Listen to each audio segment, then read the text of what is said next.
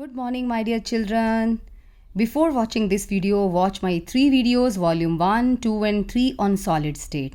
Otherwise, it will not be understood by you, I am telling you, because the content should be clear to you, right? Now let us start chapter 1, class 12, solid state, NCERT questions.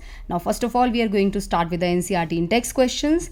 Why are solids rigid? Because their particles have very strong force of attraction between them. Why do solids have definite volume?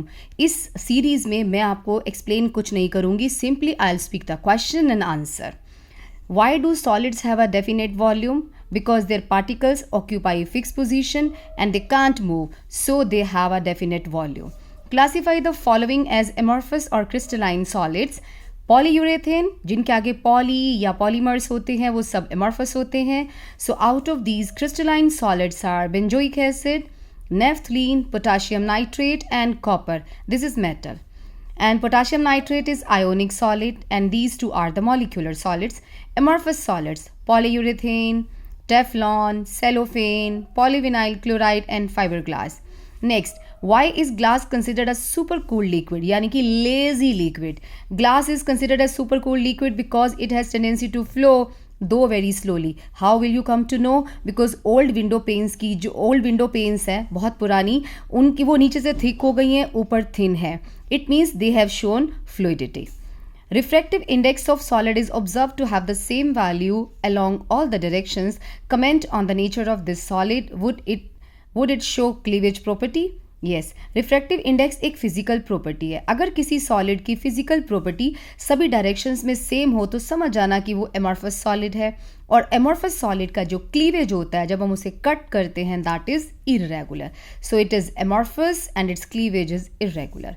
Classify the following solids in different categories based upon the nature of intermolecular forces operating in them. Ionic solids. सीधा answer पे चलते हैं. Potassium sulfate, zinc sulfide, because they have cation and anions. Metallic solid, tin, rubidium, even alloys also fall in this category. Molecular solids: benzene, urea, ammonia, water and argon, which have very weak forces, either van der Waals or hydrogen bonding.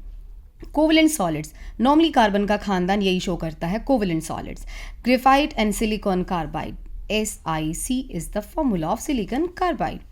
Next question. Solid A is very hard electrical insulator in solid as well as in molten state and melts at extremely high temperature. What type of solid is it? देखो, जो hard electrical insulator होता है solid में भी, molten में भी, वो हमेशा कोवलेंट होगा. सो A is a covalent or network solid because it does not conduct electricity. Ionic solids conduct electricity in the molten state but not in the solid state. Explain. Because solid state में जो ions होते हैं, they are very tightly held, they are not free to move about. But in molten state they are free to move about, so वो electricity conduct करेंगे. What type of solids are electrical conductors, malleable, ductile? लो, इसका answer तो आपने पहले ही बता दिया होगा. These are metals. Give the significance of lattice point. Lattice point represents the constituent particle. Of course, this term has been used in unit cells. Name the parameters that characterize a unit cell. एक unit sales की 3 sides होती हैं ABC, और उनके बीच का angle होता है alpha, beta and gamma.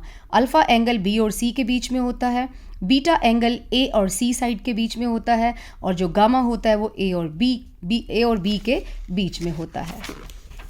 Next question. Distinguish between hexagonal and monoclinic unit cells, face centered and end centered unit cell. पहले hexagonal unit cell ले लेते हैं. Hexagonal unit cell में A is equal to B, not equal to C. अगर आपने मेरी video देखी होगी तो मैंने उसमें तरीका बताया है इसको याद करने का, एक बार आप जरूर देखिएगा. बिना उसको देखे वैसे भी आपको NCERT की बैग कहाँ समझ आने वाली है.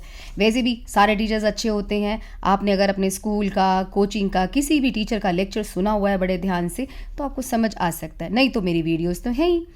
Hexagonal unit cell A is not equal to B, A is equal to B, not equal to C. 2 sides equal होंगी, एक नहीं होगी.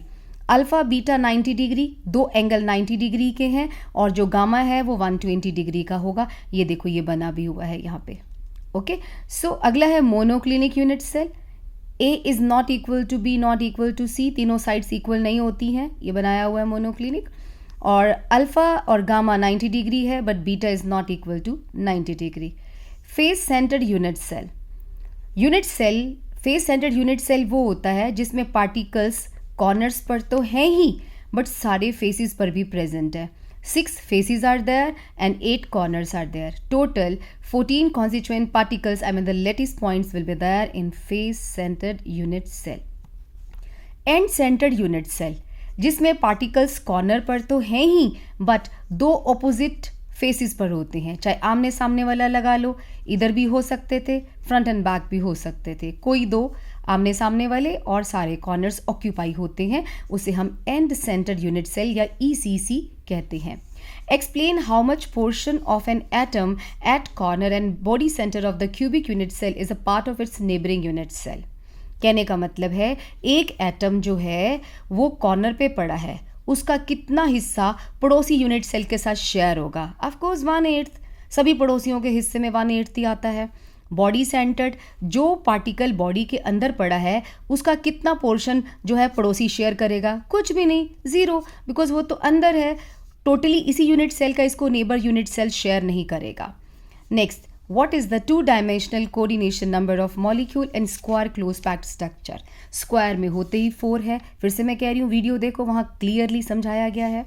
A compound forms hexagonal close packed structure.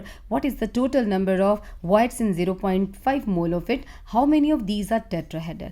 बड़ा सिंपल सा फंडा है, जितने पार्टिकल्स लेटिस बनाते हैं, यहाँ पे उसने बोला है कि 0.5 मोल बनाते हैं, इसके जो डबल होते हैं ना वो टेट्राहेड्रल वॉइड्स होते हैं, यानी कि 1 मोल, और उतने ही ऑक्टाहेड्रल होंगे। अब उसने पूछा टोटल कितने हैं, 1.5 मोल, और मोल, एक मोल किसके इक्वल होता है, 6.02 इंटू 10⁻23 से मल्टीप्लाई कर दो। 1.5 मोल यानी कि this into Avogadro number total voids हो गए, और उसने टेट्राहेड्रल भी पूछे हैं, ऑफकोर्स 1 मोल होगा। Next, a compound is formed by 2 elements M and N. The N forms CCP and atoms M occupy 1/3 of the tetrahedral void. What is the formula of the compound? इसे मैं अपने तरीके से समझाती हूँ। C, जो CCP बनाता है उसके चरणों में 1 लिख दो, ठीक है, और जो टेट्रा में जा रहा है ना, M टेट्रा में जा रहा है ना, तो M के चरणों में पहले तो 2 लिख ही दो टेट्रा के नाम का। कितने टेट्रा में जा रहा है, 1/3, तो इंटू 1/3 कर दो, तो फॉर्मूला आ जाएगा N3M2, और we can say M2N3। Next, which of the following lattice has highest packing efficiency. SCC 52.4% होती है इसमें पैकिंग एफिशिएंसी, BCC 68% होती है, हेक्सागोनल क्लोज पैकिंग में 74। तो इन तीनों में से सबसे ज़्यादा क्लोज पैकिंग किसकी है, HCP की, right. Wait, one second, right, okay. Next is an element with molar mass 2.7 into 10⁻⁻2 kilogram per mole forms a cubic unit cell with H length 405 picometers. If density is 2.7 into 10⁻³ kilograms per cubic meter, what is the nature of the cubic unit cell? Nature means Z पूछा गया है, और density का formula मैं बार बार कहती हूँ, याद करो, जाम न आए 3, जाम ना बोले तो एवोगाड्रो नंबर, आए 3 मीन्स A की पावर 3। आप इस तरीके से याद करोगे तो एग्जाम में कभी नहीं भूलोगे। डेंसिटी इज इक्वल टू जाम न आए 3। In this question we have to calculate what? Z, right? Nature means Z निकालना है। Well, find out, everything is given. D, density kilogram पर क्यूबिक मीटर में दी हुई है। ओके, इसमें यूज़ कर सकते हो। याद रखना, फिर पिकोमीटर को आपको मीटर में बदलना है। 1 पिकोमीटर 10⁻12 मीटर्स होता है। तो मोलर मास कितना है, यही 2.7, ये भी लगा दो आप। Z equal to D into A³ into NA/M। Na तो फिक्स है, एवोगैड्रो नंबर। A ये रहा 405 इंटू 10⁻12। क्यों किया, बिकॉज मीटर्स में लेना है हमको, and that was given in picometres. Okay, इसको हमने किलोग्राम में ले लिया क्योंकि ये भी किलोग्राम में है। आपको न्यूमेरिकल सॉल्व करते हुए यूनिट्स का बहुत ज़्यादा ध्यान रखना है, सारी स्टोरी यूनिट्स के ऊपर आके रह जाती है। तो इस तरीके से आप करेंगे और आपको ये 4 मिल जाएगा। और आपको मैं क्यूब निकालने का एक तरीका बताती हूँ। अब ये है ना 405, अब 405 को ना, बिकॉज मुश्किल हो जाएगा ना न्यूमेरिकल 3 बार मल्टीप्लाई करोगे, यही काम थोड़ी ना करते रहोगे. Do one thing, make it 4.05 into 10⁻². एक मैं इसको सॉल्व करके बता रही हूँ आपको कैसे करना है, राइट. उसके बाद अपने आप समझ जाना. 10⁻⁻36, राइट.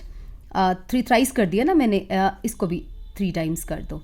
तो 4 इंटू 4 इंटू 4 कितना होता है? 64. चलेगा. 0.05 कोई बात नहीं, कंसिडर मत करो.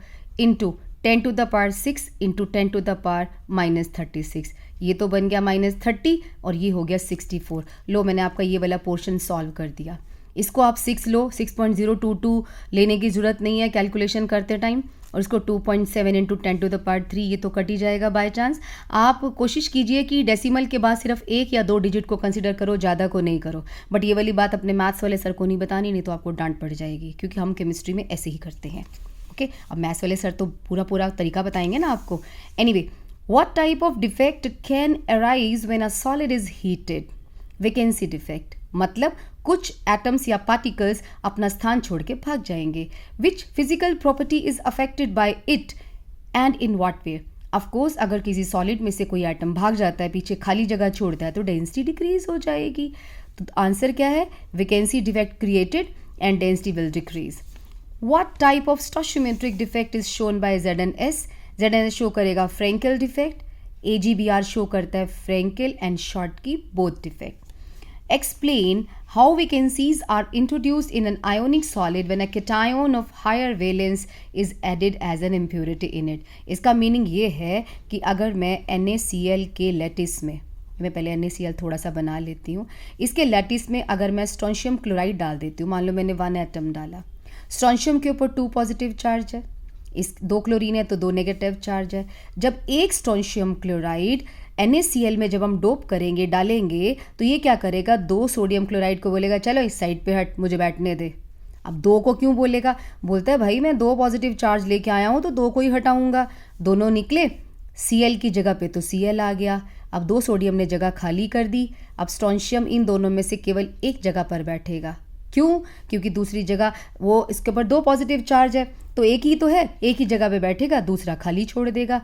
ओहो, अब तो इसमें वैकेंसी डिफेक्ट हो जाएगा. यस, जब हम हायर वैलेंसी वाला कोई भी स्पीशीज लोअर वैलेंसी वाले आयोनिक कंपाउंड में ऐड करते हैं तो वैकेंसीज क्रिएट होती हैं.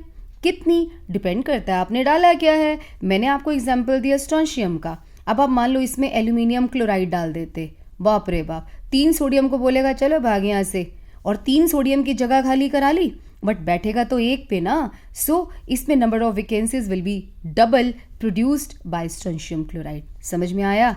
ओके. नहीं आया तो बार बार रिपीट करके देख लो, ठीक है, रिवाइंड करके. Ionic solids which have anionic vacancies due to metal excess defect develop colour. Explain with the help of suitable example. पहले तो क्वेश्चन को समझो. एक ऐसा सॉलिड जिसमें एनायन छोड़ के भाग गया है लैटिस को. मेटल का मतलब यहाँ पे कैटायन से है और उसमें कैटायन एक्सेस हो चुका है. कहता है उसमें कलर क्यों आ जाता है? एक एग्जाम्पल से समझाओ. अब एग्जाम्पल मैं आपको बताती हूँ कि इसमें ना सोडियम क्लोराइड है ना, इसको आप सोडियम की प्रेजेंस में हीट करो. यहाँ मैं आपको बताती हूँ ऐसे, ये देखो, ये हमारा NaCl है, NaCl. वैसे ऊपर नीचे होना चाहिए था, मैंने इकट्ठा बना दिया, राइट. अब इसमें एनायन, आप इसको सोडियम के वेपर्स की प्रेजेंस में हीट करो, ठीक है. सोडियम के वेपर्स, याद रखना हमने NaCl के ऊपर सोडियम के वेपर्स रखे हैं एक बंद कंटेनर में. तो सोडियम को देख के ना क्लोरीन को कुछ कुछ हो जाता है, भाग जाता है ऊपर, ये लो जी गया. अब ये वाला सोडियम इसको पकड़ लेता है, बोलता है तू कहाँ जा रहा है, हमारी न्यूट्रलिटी ख़राब करके तू. लेकिन वो तो कहता है मुझे तो जाना है. जाएगा और जाके बोलता है रुक तो सही, 1 मिनट रुक. ऊपर जाके सोडियम को बोलता है देख मैं तेरे लिए आया हूँ ना ऊपर, तू एक काम कर, तू भी एक इलेक्ट्रॉन को लूज़ कर कैटायन बन जा, हम दोनों बॉन्ड बना लेते हैं और इस इलेक्ट्रॉन को तू यहाँ मेरी जगह पे भेज दे, right. Whenever any anion is leaving the lattice, it will leave 1 electron in place of it. यानी कि जब भी कोई एनायन वैकेंसी क्रिएट करेगा, अपनी जगह पर इलेक्ट्रॉन को छोड़ के जाएगा. नहीं तो सोडियम बहुत मारेगा इसको कि तूने हमारी न्यूट्रलिटी ख़राब कर दी. कहता देखो न्यूट्रलिटी तो ख़राब नहीं हुई ना, बट इस चक्कर में कैटायन तो एक्सेस हो गए ना, एनायन कम हो गए, बात तो एक ही है, तभी हम इसको मेटल एक्सेस डिफेक्ट कहते हैं। Metal stands for cation. तो ये जो है इस जगह को जहाँ पर जो एनायन ने लीव करी थी, इलेक्ट्रॉन ने ऑक्यूपाई करी है, उसी को हम कहते हैं F centre. And always remember, whenever the free electrons are present in the lattice, they will be responsible for the color. So sometimes NaCl appears yellow because of F center. F का full form होती है Farben center, और इससे हमेशा थोड़ी थोड़ी conductivity भी चालू हो जाएगी। हम बोलते हैं ना आयोनिक सॉलिड जो है वो इलेक्ट्रिसिटी कंडक्ट नहीं करते सॉलिड स्टेट में, लेकिन अगर उसमें बड़े सारे एफ सेंटर होंगे ना तो वो थोड़ा थोड़ा कंडक्टर यानी कि सेमीकंडक्टर बन जाएगा। ओके, सो ये देखो वही बात बोलिए जो मैंने समझाई है, मैं थोड़ा सिंपल लैंग्वेज में समझा दी। A group 14 element is to be converted into n-type semiconductor by doping it with a suitable impurity. To which group should this impurity belong? देखो पहले समझो ग्रुप 14 है कौन, कार्बन का खानदान, and the whole carbon family has 4 electrons in the outermost shell. ठीक है, अब वो कहता है कि इसको एन टाइप बनाना है, तो हम इसमें क्या डालें। देखो ये कार्बन ने 4-4 बॉन्ड बना रखे हैं, मैं इसमें अगर नाइट्रोजन या फास्फोरस की डोपिंग कर दूं, फास्फोरस को मेल्ट करूं, कार्बन को मेल्ट करूं और एक चुटकी फास्फोरस की मैंने कार्बन में डाल दी, तो फास्फोरस कहता है देखो मैं 5 इलेक्ट्रॉन लाया हूँ। कार्बन कहता है चुपचाप 4 बॉन्ड बना ले, तू हमारे घर में आया है। तो 4 कहता है 5वें इलेक्ट्रॉन का क्या करूँ मैं, कहता है ऐसी ही लैटिस में फेंक दे बीच में। यानी कि जब हम फास्फोरस की डोपिंग का मतलब होता है इम्प्योरिटी ऐड करना, तो इम्प्योरिटी अगर हम हायर वैलेंसी वाली इम्प्योरिटी स्मॉलर यानी कि स्मॉलर वैलेंसी इलेक्ट्रॉन वाले में ऐड करेंगे तो इलेक्ट्रॉन्स विल बी फ्री और वो उसको एन टाइप सेमीकंडक्टर बना देगा। N stands for negative charge, तो नेगेटिव चार्ज की अधिकता हो जाएगी जिससे वो सेमीकंडक्टर बन जाएगा। तो आंसर क्या है 15 ग्रुप। अगर हमको इसको पी टाइप बनाना होता तो यानी कि कम, फिर हम एल्यूमिनियम डाल देते, उसमें 3 इलेक्ट्रॉन होते हैं तो वो खाली जगह छोड़ देता। Right, next, what type of substances would make better permanent magnet, ferromagnetic और फेरीमैग्नेटिक। आंसर है फेरोमैग्नेटिक। जिसका मैग्नेटिक मोमेंट ज़्यादा होता है वो परमानेंट मैग्नेट जल्दी बनता है। ये तो हो गए इंटेक्स क्वेश्चन। अब चलते हैं एक्सरसाइज पे। Define the term amorphous, give a few example of amorphous. Example तो पहले आ चुके हैं, और एमॉर्फस का मीनिंग होता है नो शेप, ए मॉर्फ यानी कि no shape, not regular arrangement of atoms, ions और molecules are called amorphous solid. Plastic amorphous SiO2, amorphous silicon, glass. वैसे मेनली एग्जांपल जितने भी पॉली वाले होते हैं ना, पॉलीमर, प्लास्टिक्स, ग्लास, वो इस कैटेगरी में फॉल करते हैं। ओके, तो एग्जांपल पहले भी आ चुके हैं। नेक्स्ट है आपका question, what makes a glass different from solid such as a quartz, under what condition could quartz be converted into glass. Glass word का मतलब ही एमॉर्फस है भाई, ये तो एमॉर्फस है। और क्वार्ट्ज क्या है, क्रिस्टलाइन फॉर्म है किसकी, ऑफकोर्स दोनों का फॉर्मूला सेम होता है, दोनों ही सैंड से बनते हैं SiO2। तो डिफरेंस क्या है, this is crystalline and this is amorphous. Question है कि क्या हम क्वार्ट्ज को ग्लास में कन्वर्ट कर सकते हैं। यस, क्वार्ट्ज को आप मेल्ट कर दो और इसको सडनली कूल कर दो। सडनली कूल करने से क्या होगा, एटम्स को टाइम नहीं मिलेगा तमीज से यानी कि रेगुलर अरेंजमेंट में बैठने का, तो वो अपने आप एमॉर्फस बन जाएगा। इसका मतलब फिर हम ग्लास को भी क्वार्ट्ज में कन्वर्ट कर सकते हैं। यस, इसको आप मेल्ट करो और इसको स्लोली कूल करो ताकि सारे एटम्स को आराम से तमीज से बैठने का टाइम मिल जाए। Okay, classify each of the following as ionic, metallic, molecular, network और एमॉर्फस। मैं सीधे आंसर पे आती हूँ एक एक की बजाय। देखो, आयोनिक सॉलिड्स वो होते हैं जिसमें कैटायन और एनायंस होते हैं, ammonium phosphate, lithium bromide. Next, metallic solids कौन से हैं, मैंने बोला ना ब्रास, ब्रोंज, सारे एलॉयज भी इस कैटेगरी में आते हैं, rubidium, all metals. Molecular solids P4O10, I2P4, जिनका मेल्टिंग पॉइंट कम होता है, जो सब्लिमेशन शो करते हैं, वो नॉर्मली मॉलिक्यूलर में आते हैं। कोवलेंट, ऑफकोर्स ये सारा कार्बन का ही फैमिली इसमें आता है, SiC, graphite and silicon. Amorphous solid, plastic, polyurethane, और भी कितने आ चुके हैं पहले। What is meant by the term coordination number? What is the coordination number of atoms in a cubic close packed structure, in a body centered cubic structure? Coordination number होता है एक particular sphere को कितने sphere touch कर रहे हैं crystal lattice में. It is the number of atoms surrounding a given atom in a crystal lattice. और क्यूबिक क्लोज पैकिंग में 12 होता है और बॉडी सेंटर्ड में 8 होता है. Once again I am telling you, watch my video first, second and third volume to know, to see its explanation, right? 1.5 question. How can you determine the atomic mass of an unknown matter if you know its density and the dimensions of the unit cell? Simple. Formula लगा दो, जाम ना आए 3, उससे हम निकाल लेंगे if everything is given. Okay. Stability of crystal is reflected in the magnitude of its melting point. Of course, जिसका melting point ज़्यादा होता है वो ज़्यादा स्टेबल होता है क्रिस्टल. कमेंट कर दिया हमने. Collect melting point of solid water, ethyl alcohol, diethyl ether and methane from a data book. What can you say about the intermolecular forces between these molecule. देखो डाटा तो क्या collect करना साफ लग रहा है. मीथेन गैस में exist रहती है हमेशा, जो गैसीय स्टेट पे एग्जिस्ट रहती है. कहाँ गई, ये रहा. तो उसका मेल्टिंग पॉइंट सबसे कम होता है. अच्छा, ईथर का थोड़ा सा इससे ज़्यादा होता है, हाथ पे डालने से उड़ जाता है. एल्कोहल का थोड़ा सा इससे ज़्यादा होता है और सॉलिड वाटर का सबसे ज़्यादा होता है. तो ऑफकोर्स इसमें जिसका मेल्टिंग पॉइंट कम है उसका inter molecular force of attraction जो होता है वो कम होता है. Next, how will you distinguish between the following pairs of terms. hexagonal close packing and cubic close packing. Hexagonal close packing, in this type of packing, okay, HCP को हम लोग AB arrangement कहते हैं. कैसे, पहले एक लेयर बिछा दो बॉल्स की, उसके ऊपर दूसरी लेयर बिछा दो और तीसरी फिर दोबारा उसको रिपीट कर दो तो हेक्सागोनल क्लोज पैकिंग बन जाएगा. क्रिस्टल लैटिस क्या होता है. क्रिस्टल लैटिस को हम कहते हैं 3D arrangement of constituent particles in space. और यूनिट सेल क्या होता है, इसी क्रिस्टल लैटिस का वो छोटा portion, the smallest portion of complete crystal lattice which when repeated again and again gives the complete crystal lattice. यानी क्रिस्टल लैटिस का सबसे छोटे पोर्शन को हम लोग यूनिट सेल कहते हैं. टेट्राहेड्रल वॉइड जो 4 से घिरा हो खाली स्थान. ऑक्टाहेड्रल वॉइड जो 6 से घिरा हो. ये क्या, ऑक्टा का मतलब तो 8 होता है, आपने 6 से क्यों बोला. इसलिए बोला कि जब आप सेंट्रल पॉइंट को 6 जो एटम्स हैं उनके साथ अगर साइड्स बनाओगे ना कंबाइन करके इमेजिनेशन में, वो 8 बनती हैं. राइट.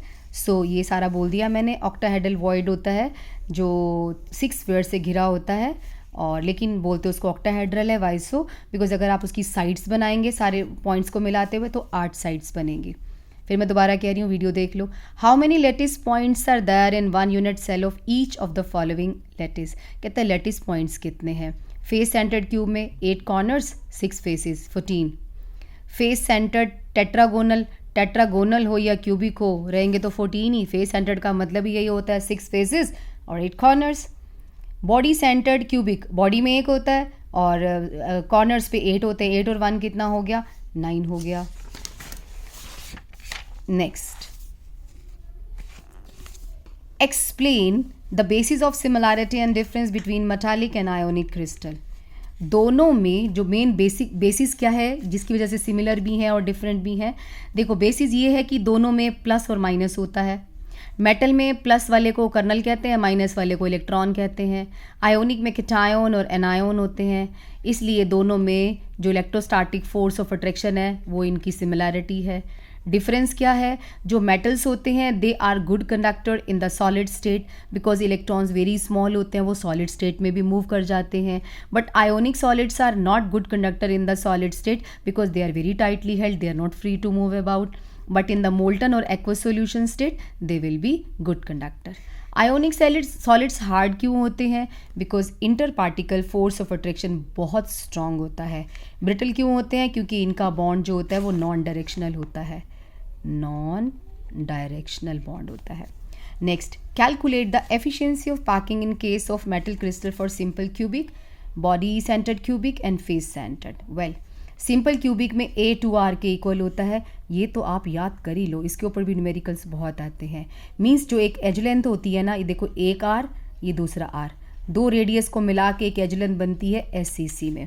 चलो, पैकिंग एफिशिएंसी का मतलब क्या होता है, इसका मतलब होता है Z into volume of each sphere, और हर एक स्फेयर का वॉल्यूम होता है 4/3 पाई R cube.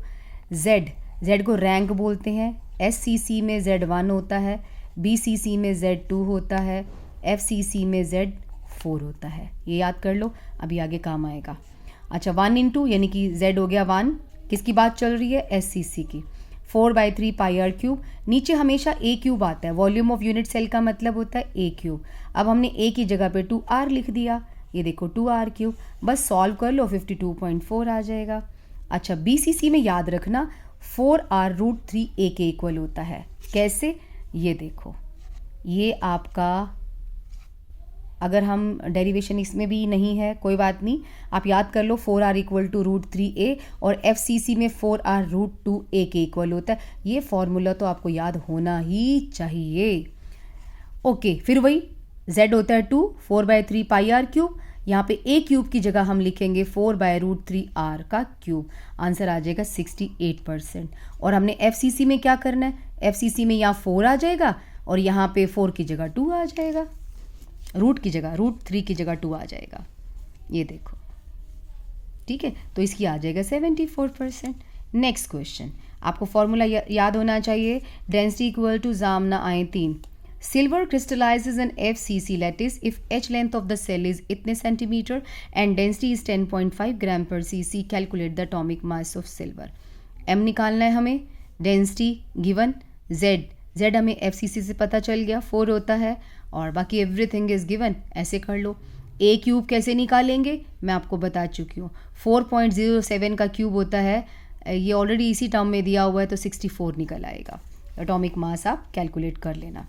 A cubic solid is made up of 2 elements P and Q. Atoms of Q are at the corners of the cube and P at the body center. देखो जो बंदा corner पे पड़ा होता है, ठीक है, Q कॉर्नर्स पे है ना, 8 × 1/8 तो लगा ही दो, लगा दिया। और P एटम्स कहाँ है, ये बॉडी में है, बॉडी तो एक ही होता है तो P अंदर है, तो क्या आ जाएगा PQ, आंसर आ जाएगा। नेक्स्ट क्वेश्चन है, niobium crystallises in body centred cubic structure, BCC है, इसका मतलब Z2 होएगा।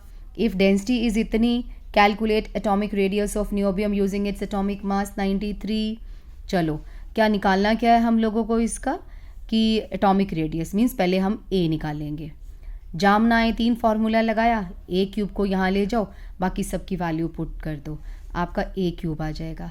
A क्यूब ये आ रहा है, आपको मैं एक सिंपल तरीका बताती हूँ A क्यूब को सॉल्व कैसे करते हैं। देखो जो पावर होती है इसको तो 3 से डिवाइड कर दो, कितना हो गया 10 की पावर -8।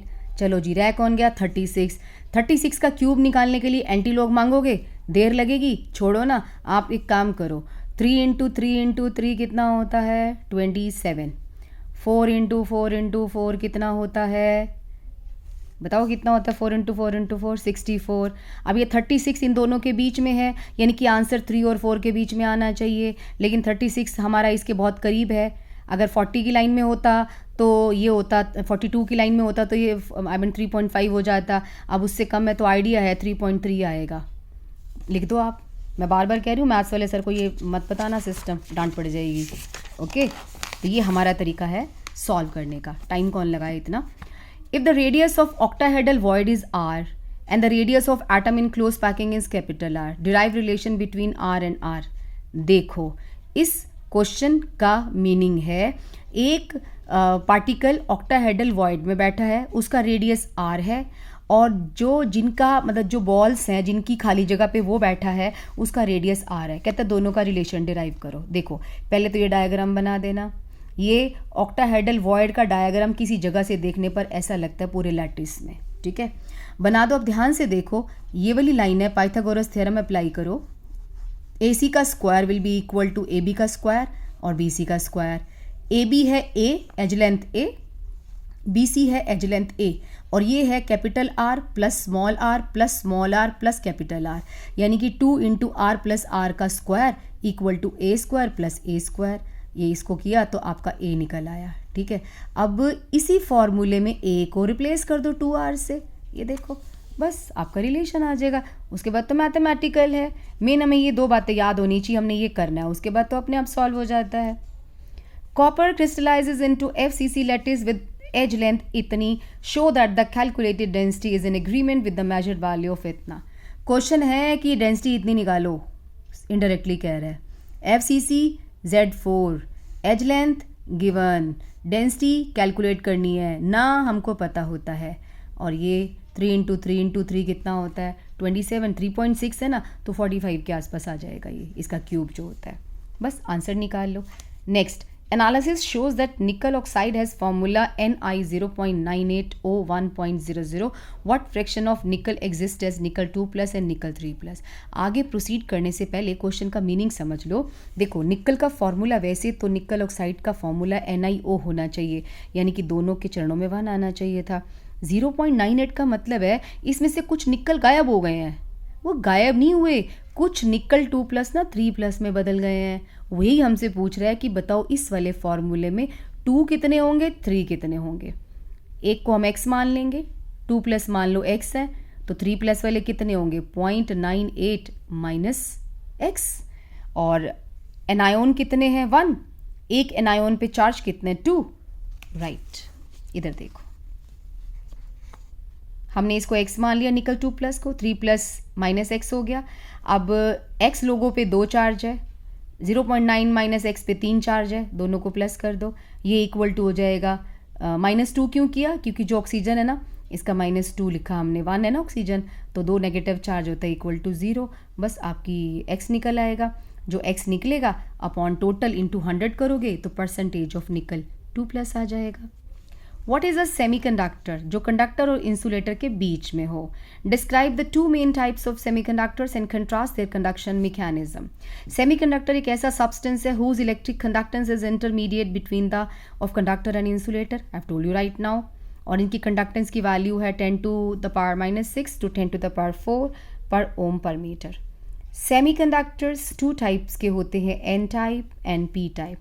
याद है एन टाइप अभी पीछे मैंने बताया है कि जर्मेनियम डोप्ड विद आर्सेनिक, जो हमने एग्जाम्पल पढ़ा था कार्बन डोप्ड विद फास्फोरस, ठीक है, तो ये आपका एन टाइप है। पी टाइप उल्टा कर दो, फास्फोरस में कार्बन डोप कर दो, मतलब कम इलेक्ट्रॉन वाला। एन टाइप सेमीकंडक्टर यहाँ भी वही दिया हुआ है। अगर ग्रुप 14 में हम 15 की डोपिंग करते हैं, एक चुटकी 15 एलिमेंट्स डाल देते हैं ग्रुप 14 में, तो वो एन टाइप बन जाएगा। मीन्स वही बात, जैसे भी फास्फोरस ने बोला मैं 5 इलेक्ट्रॉन लाया हूँ, कार्बन बोलता है चुपचाप 4 बॉन्ड बना ले, अपना 1 इलेक्ट्रॉन है ऐसे ही छोड़ दे लैटिस में, ठीक है। ऐसी जब वो पी टाइप सेमीकंडक्टर में एल्यूमिनियम आता है ना, तो कार्बन कहता है वो ये 4 बॉन्ड बना, एल्यूमिनियम रोने बैठ जाता है, भाई मैं तो 3 इलेक्ट्रॉन लाया हूँ, कहते रोता क्यों है, खाली जगह छोड़ देना। एंड दैट खाली जगह is basically making it a P type semiconductor. P stands for positive charge.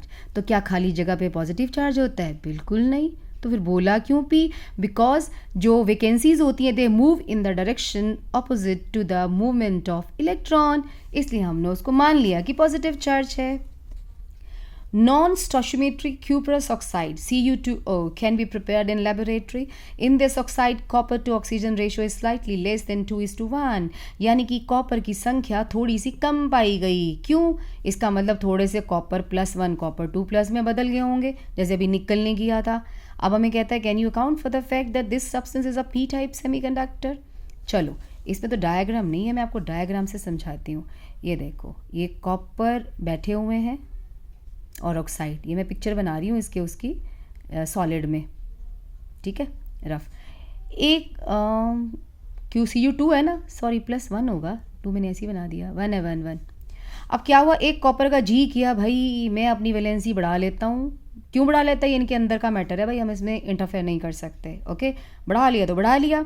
Oxygen ने पकड़ के थप्पड़ मार दी इसको। ये क्या किया तूने? एक चार्ज बढ़ा दिया तूने। कहता मुझे थप्पड़ क्यों मारी, इसको बाहर निकाल दे। सो जितने कॉपर +1 2+ में कन्वर्ट होंगे उतने कॉपर को लैटिस से निकाला मिल जाएगा, देश निकाला, तो उसकी जगह पे क्या हो जाएगा, वैकेंसीज, और वैकेंसी वाले को हम क्या कहते हैं, P type semiconductor. So what is the answer? Some of the copper +1 are converted to copper 2+, and the similar number of copper +1 are out of the lattice, creating vacancies, and these vacancies are making it a P type semiconductor. Next, ferric oxide crystallizes in hexagonal close packing array of oxide ions with 2 out of every 3, यानी कि 2/3 octahedral holes occupied by ferric ion. Derive the formula of the ferric oxide. देखो, हमें कहता है कि oxygen ने lattice बनाया, ठीक है, जो लैटिस बनाता है ना उसके चरणों में 1 लगा देते हैं, ठीक। और जो ऑक्टा में जाता है ना उसके चरणों में 1 लगाओ पहले ही। उसके बाद देखो कितने ऑक्टा हैं, 2/3।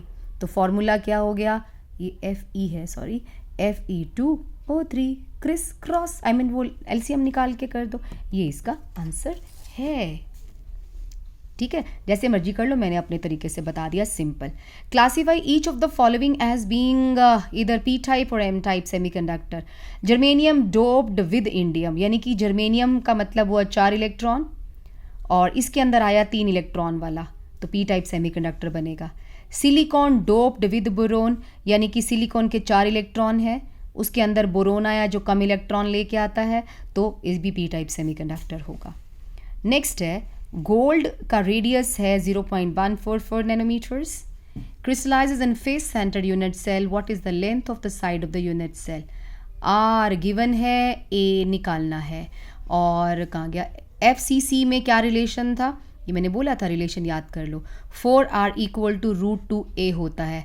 R is given, a can be calculated, right. Next, in terms of band theory what is the difference between conductor and an insulator. Band theory वैसे इस साल तो नहीं है हमारे सिलेबस में 2020 में due to Covid, I mean 21 के एग्ज़ाम में, बट वैसे तो होगी। बैंड थियोरी में क्या होता है, नीचे वाला होता है कंडक्शन बैंड, ऊपर वाला होता है वैलेंस बैंड। अगर इन दोनों के बीच में डिफरेंस ना हो तो ये कंडक्टर होता है, और अगर इन दोनों के बीच में लार्ज डिफरेंस हो, ये रहा वैलेंस बैंड, ये रहा कंडक्शन बैंड, तो इसे हम कहते हैं insulator.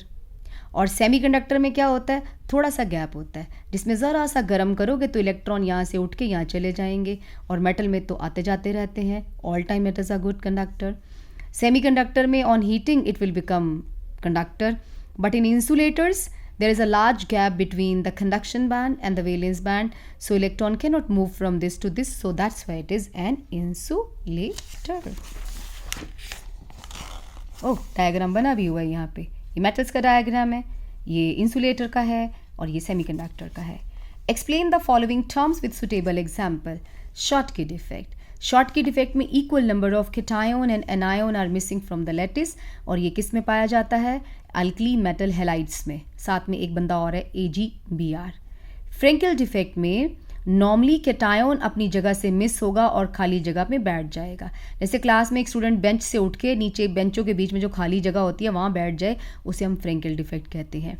In Frenkel defect cation is basically displaced from its original position to the interstitial site. This kind of defect is found in ZNS or AgCl, AgI, AgBr. इंटरस्टिशियल्स क्या होते हैं, अभी बोला ना, जो बच्चा बेंच से उठ के खाली जगह पे बैठ गया था, नीचे 2 बेंच के बीच में होती है, उस बच्चे को हम इंटरस्टिशियल कहेंगे जो खाली जगह पे बैठा हुआ है। लेकिन इसकी टर्म्स में क्या कहेंगे केमिस्ट्री की टर्म में, the atom, I mean any species, atom, ion और molecule which occupies interstitial site in the lattice. F center is the position vacated by an ion and taken up by the electron during metal excess defect is known as F center. Next, aluminium crystallizes in cubic close packed structure. Its metallic radius is 125 picometers. What is the length of the side of unit cell? R given है, A निकालना है, और CCP का मतलब FCC होता है। Formula लगेगा 4R equal to √2a। R given, A निकाल लो, निकाल लिया हमने। Then it says how many unit cells are there in 1 cc of aluminium. इसका फॉर्मूला है 1/a³, यानी कि वॉल्यूम अपॉन a³। वॉल्यूम 1 है उसने बोला है, और a³ नीचे रख लो, आप इसका a³ निकालो, सॉल्व हो जाएगा। Next, NaCl is doped with 10 to the power minus 3 mole% of strontium chloride. What is the concentration of cation vacancies? याद है अभी मैंने पीछे बताया था कि एक स्ट्रोंशियम के आने से एक वैकेंसी पैदा होती है, तो उसने हमसे पूछा कितनी वैकेंसीज हैं। हम यहाँ से आइडिया लगाएंगे स्ट्रोंशियम क्लोराइड आए कितने हैं, जितने आए होएंगे उतनी वैकेंसीज है। और इस लाइन को समझने की कोशिश करो। NaCl doped with 10 to the power minus 3 mole% का मतलब है कि 100 मोल ऑफ NaCl में 10 to the power minus 3 mole strontium chloride ने एंट्री मारी है। सो 100 मोल्स ऑफ NaCl कंटेन 10 की पावर -3 मोल, तो एक में कितना होगा, 10 की पावर 5 मोल्स।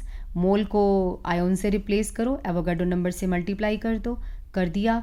अब जितने आयोन हैं उतनी वैकेंसीज होंगी, यही आंसर आ जाएगा। बस आपको इस लाइन को समझना था कि 100 मोल NaCl में strontium chloride doped is 10 to the power -3 mole, तो कंसेंट्रेशन कितनी हुई 10 to the power -3 upon 100। Okay, next है explain the following with suitable examples. Ferromagnetism, ferromagnetism में क्या होता है, ये भी हमारा जो 2021 में जो एग्ज़ाम होना है उसमें ये सिलेबस में नहीं है। फेरोमैग्नेटिक सब्सटेंस में क्या होता है, अगर हम किसी सब्सटेंस को मैग्नेटिक फील्ड में ले आएँ, ठीक है, उसके सारे जो मैग्नेटिक मोमेंट्स हैं ना एक डायरेक्शन में अलाइन हो जाते हैं, यानी कुल मिला के सारे इलेक्ट्रॉन अपने आप को एक दिशा में इकट्ठा कर लेते हैं। इन सब का मैग्नेटिक मोमेंट मिला के बहुत ज़्यादा वैल्यू आएगी, जिसकी वजह से वो फेरोमैग्नेटिक बन जाता है। दो substances which remain magnetise even after magnetic field is removed are called ferromagnetic substances. ये भी कह सकते हैं या वो भी कह सकते हैं कि strongly attracted by the magnet, they have large number of unpaired electron. वो तो कईयों में होते हैं, बट ये सारे के सारे अपने आप को एक डायरेक्शन में अलाइन कर लेते हैं। नेक्स्ट है पैरामैग्नेटिज्म। पैरामैग्नेटिक वो होते हैं जिसमें अनपेयर्ड इलेक्ट्रॉन्स होते हैं and they are weakly attracted by the external magnetic field. और एग्जाम्पल्स हैं copper 2+, O2, Fe2+, etc. Because of the presence of unpaired electrons they show this paramagnetic behaviour. Ferrimagnetism क्या होता है, फेरो बड़ा भाई है, बहुत जोर से अट्रैक्ट होगा मैग्नेटिक फील्ड में, लेकिन ये थोड़े से अट्रैक्ट होते हैं। When the magnetic moments of domains are align, इनको हम मैग्नेटिक मोमेंट्स कहते हैं। अब याद है इसमें सारे के सारे वन डायरेक्शन में अलाइन हो गए थे, तो मैग्नेटिक मोमेंट बहुत ज़्यादा आया था। इस वाले केस में देखो 4 ऊपर है 2 नीचे, तो मैग्नेटिक मोमेंट जो है वो कम होगा और इसीलिए इनको फेरीमैग्नेटिक कहते हैं। इसके एग्जाम्पल हैं फेराइट और Fe3O4, CuFe2O4, इन्हें हम फेराइट्स भी कहते हैं। एंटी फेरोमैग्नेटिज्म, इसमें जितने अपवर्ड डायरेक्शन में अलाइन होंगे उतने डाउनवर्ड में, तो मैग्नेटिक मोमेंट कैंसिल हो जाएगा, ज़ीरो हो जाएगा। यानी कि इसमें अनपेयर्ड इलेक्ट्रॉन तो हैं बट ये डायामैग्नेटिक की तरह बिहेव कर रहा है। इसके पास अगर हम मैग्नेट लेके जाएंगे तो ये रिपेल करेंगे। डायामैग्नेटिक भी तो वही होता है जो एक्सटर्नल मैग्नेटिक फील्ड में रिपेल होता है, बट एंटी फेरोमैग्नेटिज्म में क्या फ़र्क है कि इसमें जो अलाइनमेंट होती है बिल्कुल ऑपोजिट डायरेक्शन में होती है, इक्वल नंबर में कैंसिल आउट हो जाती है, जैसे कि MnO। 12-16 कंपाउंड, 12 ग्रुप का एलिमेंट जब 16 ग्रुप के एलिमेंट के साथ बॉन्ड बनाता है उसे हम 12-16 कंपाउंड कहते हैं। ये 12 ग्रुप का मेंबर है, ये 16 के हैं। 13-15 भी सेम, 13 के मेंबर्स हैं बालगाइंथल, 15 के मेंबर्स हैं नापास हुए सभी, ALP, INSB, GAS। ये बहुत इंपॉर्टेंट है, इसकी बहुत इंपॉर्टेंस है आजकल, it is being widely used. So this marks the end of your NCERT in text and back question. I am sure इसमें जो सॉल्व एग्जाम्पल्स हैं वो नहीं है हमारे, तो वो अगर मुझे टाइम मिला तो मैं NCERT की बुक में से भी सॉल्व एग्जाम्पल की भी एक वीडियो बना दूंगी। सो ये अच्छा उसमें तो दिए हुए हैं, आप NCERT ओपन करोगे तो सॉल्व एग्जाम्पल्स तो हैं ही उसमें, वो आप पढ़ लेना, बट मेक श्योर कि after watching videos this video should be seen. Okay, bye bye, take care and खूब सारी स्टडी करो अगर बहुत अच्छे मार्क्स लाने हैं तो। Bye bye.